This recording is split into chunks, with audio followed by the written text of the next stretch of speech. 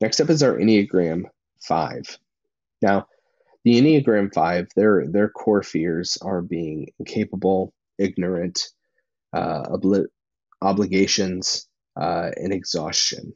Now, obviously, not all of those are necessarily characteristics of them, but they don't want to be tied down to obligations. They don't want to feel like life is just wearing them out and they're just exhausted constantly. But they also don't want to be incapable or ignorant. They value capability, they value knowledge, they value competency, they value learning and growing and intrigue. Um, you know, when we think about the different numbers and stereotypical, I guess, people or characters that describe them, our fives are like scientists, our PhD folks who are off exploring something that they've never seen before and that they want to just really understand the core of what it is. Um, their core longing here for fives is that their needs are not a problem. In your relationship with others, here's a few different things for you to think about fives. First, it's important for you to ask for help. Now, this is different than our twos. Our twos are stubborn a little bit with asking for help because they are always in the position of being the helper. For fives, they may struggle to ask for help because they have this innate desire and ability to figure things out. They are used to relying on their brain, on their book smarts, on their intellect, on their intelligence. Um, and therefore, it's important for them to ask for help, to acknowledge where there's limitations in their knowledge. Secondly, is to share their feelings and their needs. Fives have this desire sometimes to run away from their feelings, to run away from their needs, focus solely on the logical side of things, which, again, as we said before, isn't necessarily a bad thing, that their logic is not necessarily a bad thing, as well as emotions. So making sure that in a moment where you are trying to reconcile with someone else, it's important that you share, hey, this is how the situation made me feel. We're not just analyzing the situation from 50,000 feet from a scientific perspective, but instead you're a real person engaging with emotions in the situation. Uh, but not just that, what needs do you have to help the situation move forward?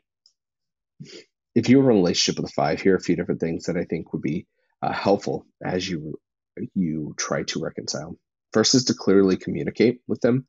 Uh, Fives are again very book smart, very intellectual, and so if you are beating around the bush, if you are overly emotional and overly engaged in those emotions, it may be hard for them to continue to try to reconcile and to be in that mindset because they value clarity. Now, clarity does not always necessarily mean that it has to be brief. It does not have to be, uh, they're not as time oriented as, say, the threes who really value efficiency.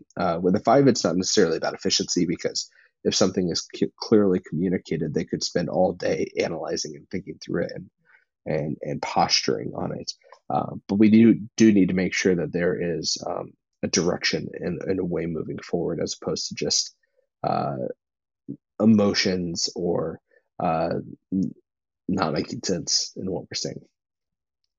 The second thing is it's also important for fives to have a little bit of space when you're trying to reconcile with them because some of their best thinking is done alone in isolation. Uh, so they may need to end a conversation, or if you are in a relationship with a five, it may be important for you to end that conversation and say, hey, I'm going to let you think about that thing, or we don't have to solve this right now, but maybe we could talk about it again in a day, or we could talk about it again in an hour. Giving that space allows them to process, to use their gifts, and to use their mind to kind of sort out the situation, as opposed to trying to do that while they are also socially engaging. It is easier for them a lot of times to go outside of the socializing in order to have the space to think and to process and to move forward in any sort of reconciliation. And the last thing, which is just a good thing to note as well, is to maintain confidentiality. Um, this is something that is valued by fives. They value if they share something with you that it's not going to be uh, disseminated to other parties. Uh, that it will strictly be between the persons that it should be between.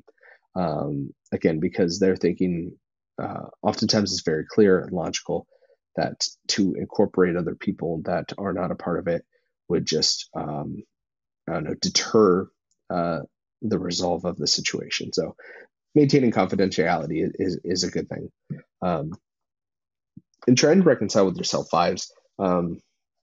It's important to remember how God sustains you, how our bodies and our systems, the systems within our bodies just work, how God created those, how the earth works, and how that is not just dependent on intellect and knowledge, but instead, God is the one that sustains the earth. God is the one that sustains our bodies. Our essence is not sustained by intellect, not to diminish intellect or the time spent trying to learn things, but who you are is not determined by what you know necessarily. So remembering those two things, I think, is important. And one way is to kind of enact the reminder that God sustains you is to fast, to create a moment where, or a day or a week or whatever the situation is, where you can remind yourself your dependence on God and the substance of God,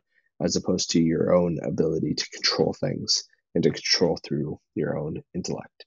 So fasting is a great way to do that.